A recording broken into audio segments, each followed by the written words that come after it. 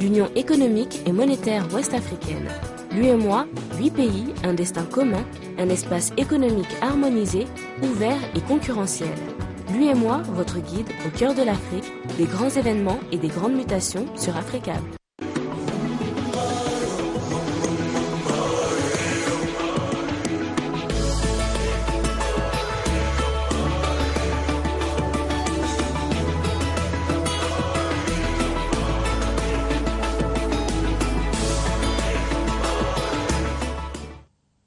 Bienvenue à cette édition dont voici les titres. Les Tunisiens ont voté ce dimanche et dans l'attente des premiers résultats, les partisans de Beji Caïd Essebsi clament déjà victoire. Au Mali, le premier congrès ordinaire du parti Yelema a pris fin à Sikasso. Régionalisation et enjeux électoraux de 2015 étaient les sujets clés de cette rencontre. Et aux États-Unis, 2 policiers tués à Brooklyn. Le président Obama condamne cet acte qui a tout l'air d'une exécution.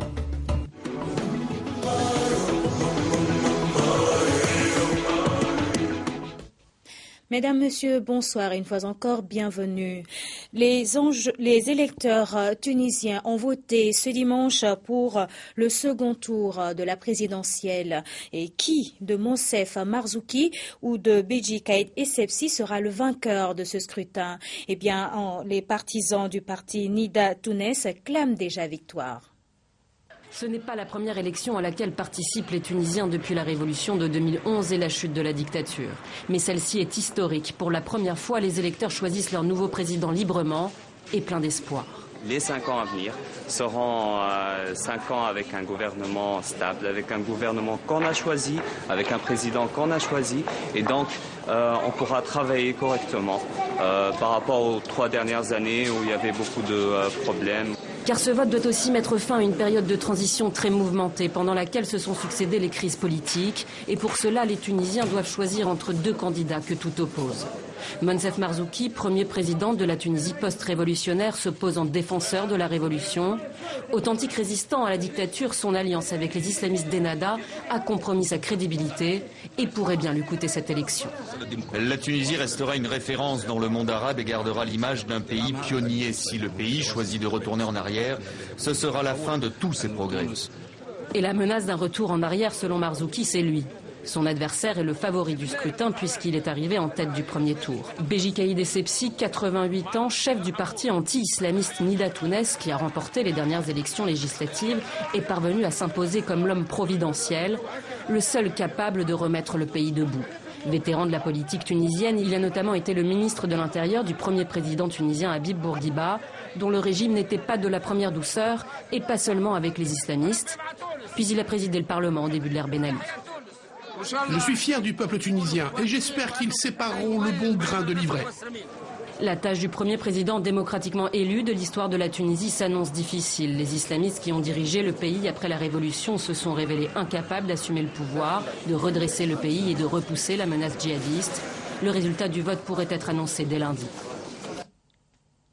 La sécurité des pays de la sous-région ouest-africaine et du Sahel est une préoccupation pour les chefs d'État africains. Je vous propose à présent d'écouter le président Issoufou Mahamadou qui s'est exprimé sur ce sujet.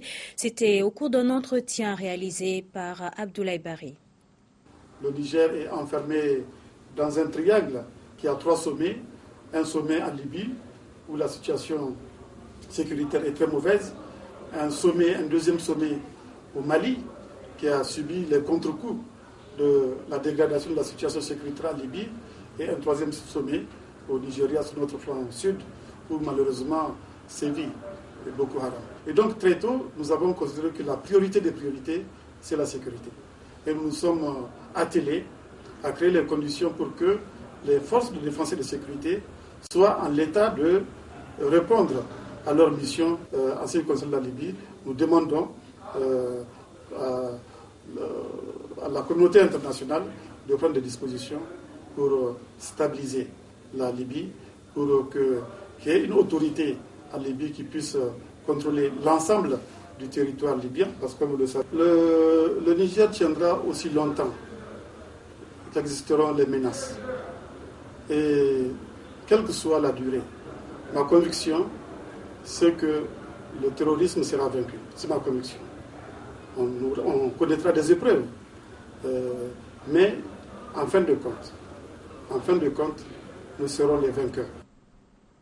Vous pourrez suivre l'intégralité de cet entretien tout à l'heure à partir de 21h. Au Mali, c'était donc la fin à Sikasso ce dimanche du premier congrès ordinaire du parti Yelema, le changement autour du thème régionalisation et enjeux électoraux de 2015.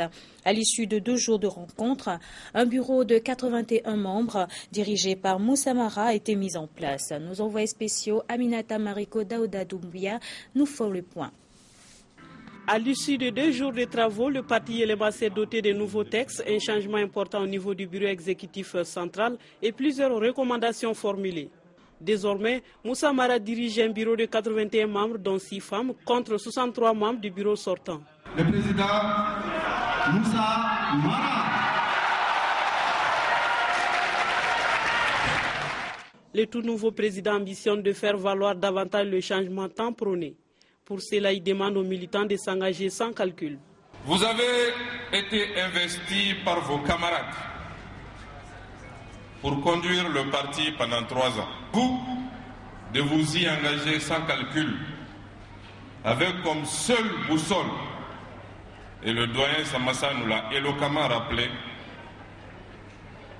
les principes du parti, les idées du parti, les objectifs du parti. Une place aux attitudes fractionnelles. Serrez-vous les coudes. Aussi, pour réussir sa tâche, Yelema compte sur ses alliés et une ouverture aux formations politiques de l'APM basée sur un groupe parlementaire. Cet esprit de rassemblement qui doit nous permettre d'affronter ensemble les prochaines élections municipales et régionales. Et pourquoi pas nous mettre ensemble dans le cadre d'une reconfiguration du paysage politique vers les prochaines échéances derrière le président Ibrahim Boubacar Keïta au service du changement, du progrès et de la refondation nationale. Il espère que les congressistes quittent Sikasso dotés d'une maîtrise des orientations du parti en matière de gouvernance.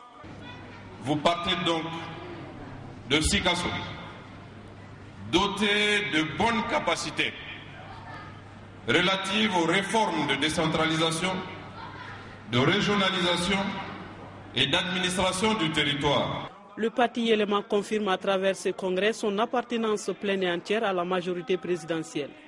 Son soutien indéfectible au chef de l'État dans la conduite de son mandat du redressement pour l'honneur du Mali et le bonheur des Maliens. Cet esprit de rassemblement qui doit nous permettre d'affronter ensemble les prochaines élections municipales et régionales.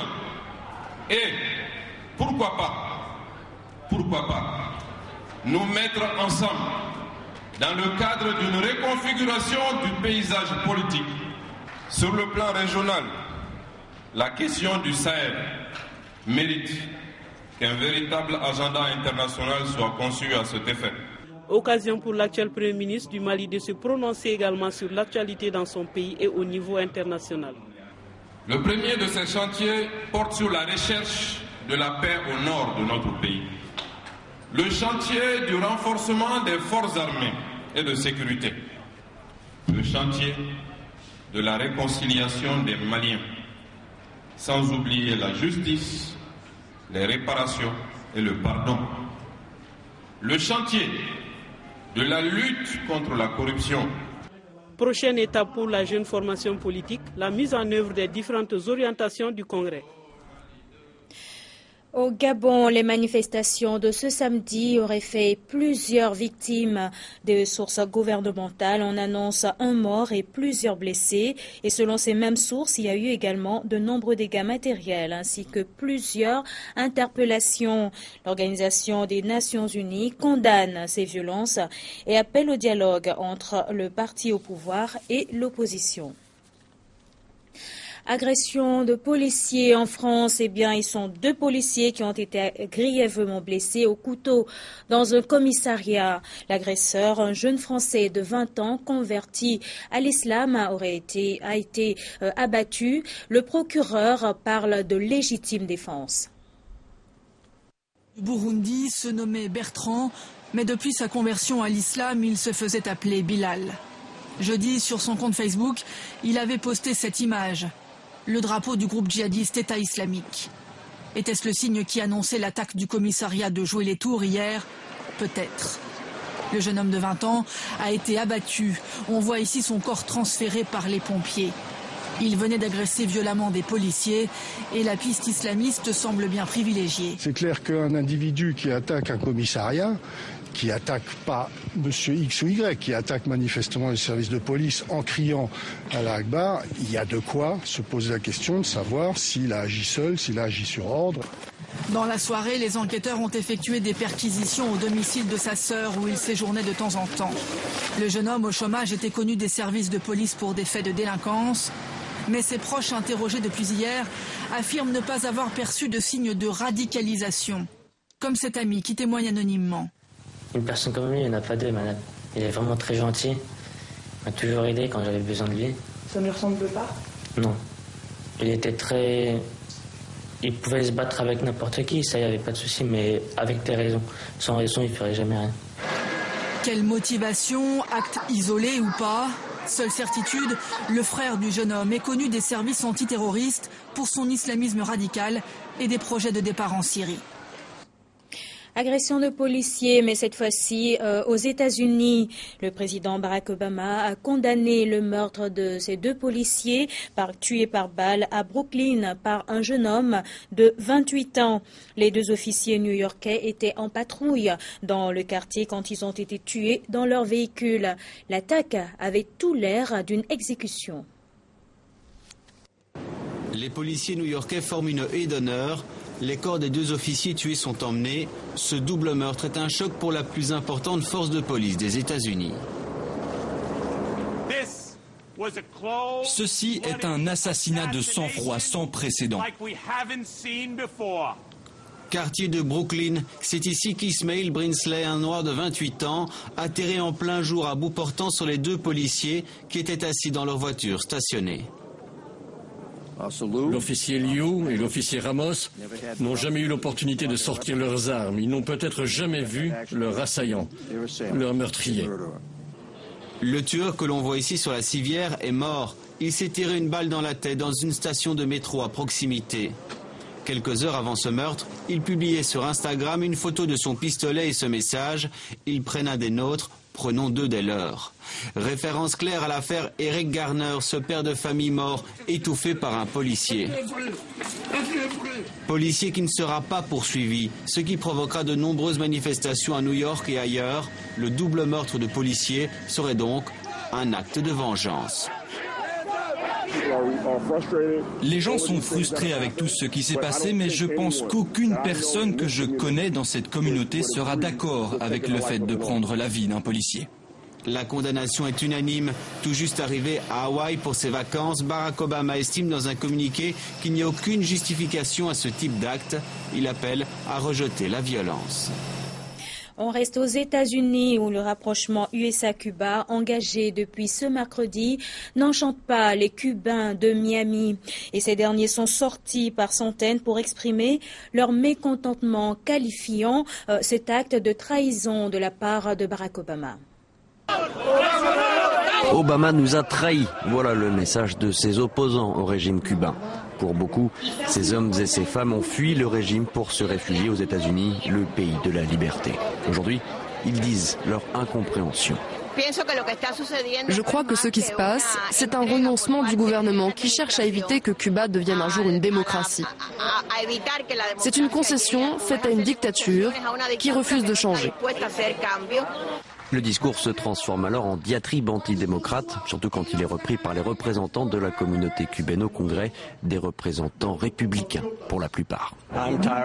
J'en ai assez de ce gouvernement qui négocie avec nos pires ennemis partout dans le monde et qui décide unilatéralement de concéder des concessions à des États qui ne les ont pas méritées. Si les États-Unis ne défendent pas la liberté et la démocratie, qui le fera? Les républicains, désormais majoritaires au Congrès, ont annoncé qu'ils allaient s'opposer à la levée de l'embargo économique que l'île subit depuis plus de 50 ans. Ils promettent aussi de bloquer les fonds alloués à la réouverture d'une ambassade et de ralentir la procédure de nomination d'un ambassadeur. Les exécutions de condamnés à mort, suspendues depuis près de 8 ans en Jordanie, ont désormais repris. Et ce dimanche, 11 criminels jugés dans des affaires de meurtre ont été exécutés dans une prison. Selon le ministre de l'Intérieur jordanien, l'augmentation des crimes serait due à la non-application de cette peine. Et les organisations de défense des droits de l'homme ont pour leur part dénoncé la reprise de ces exécutions. Retour au Mali, l'amicale des anciens militants et sympathisants de l'Union nationale des élèves et étudiants du Mali a organisé ce samedi une assemblée générale en son siège. 2 points majeurs à l'ordre du jour, la présentation du bilan du mandat triennal et l'élection du nouveau bureau. Abdoulaye Opomaïga, Sékou Doumbia, commentaire Djibrila Maïga. Au cours de cette Assemblée générale, il a été question de faire le bilan du mandat triennal de la période 2011-2014 et de procéder au renouvellement du bureau. Cette Assemblée générale, nous l'avons provoquée parce que nous sommes arrivés au terme de notre mandat qui s'écoulait du 28 septembre 2011 au 20 décembre 2014. Il fallait donc convoquer une assemblée générale statutaire pour dire que le mandat à nous accordé est échu, le mandat est donc terminé et on devrait procéder au renouvellement après le bilan des 3 années. Selon le secrétaire général sortant, plusieurs activités ont été menées par l'AMS-UNEM durant la période écoulée. Au cours de l'ancien mandat, d'abord, pour nous, ça a toujours été la reconnaissance, retrouver la tombe de notre camarade Abdul Karim Kamara, dit Cabral. Et c'est la réhabilitation de la génération Cabral. C'est, encore une fois, nous battre pour l'utilité publique. Après une concertation à huis clos d'une durée de 15 minutes, les membres du bureau ont renouvelé leur confiance au secrétaire général sortant, d'où sa réélection à la tête de l'UNEM. Si tous ces camarades, unanimement, nous demandent humblement de reprendre les rênes de leur organisation, de notre organisation commune, de notre pirogue commune, c'est pour nous un grand honneur, une grande fierté et nous nous engageons avec eux à réussir les missions à nous assignées. A noter que le combat de la période 2014-2018 de l'AMS-UNEM sera essentiellement focalisé sur la recherche du statut de reconnaissance d'association d'utilité publique. Vous venez plutôt de suivre le commentaire de Daouda Kamaté. Et nous terminons cette édition avec du sport. Le Real de Madrid a remporté la Coupe du monde des clubs de football après sa victoire face aux Argentins à Marrakech. Le Real s'est imposé sur un score de 2-0. Et juste après ce journal, vous retrouverez Sorikaba Diakité à partir de 20h30 pour l'émission Eco Hebdo. Mais n'oubliez surtout pas, après, à partir de 21h, l'émission La Grande Interview qui sera avec Abdoulaye Bari qui reçoit pour vous le président du Niger, Issoufou Mahamadou. Voilà qui met fin à cette édition. Merci à vous tous de votre fidélité. Très bonne suite de programmes sur Africable Télévision.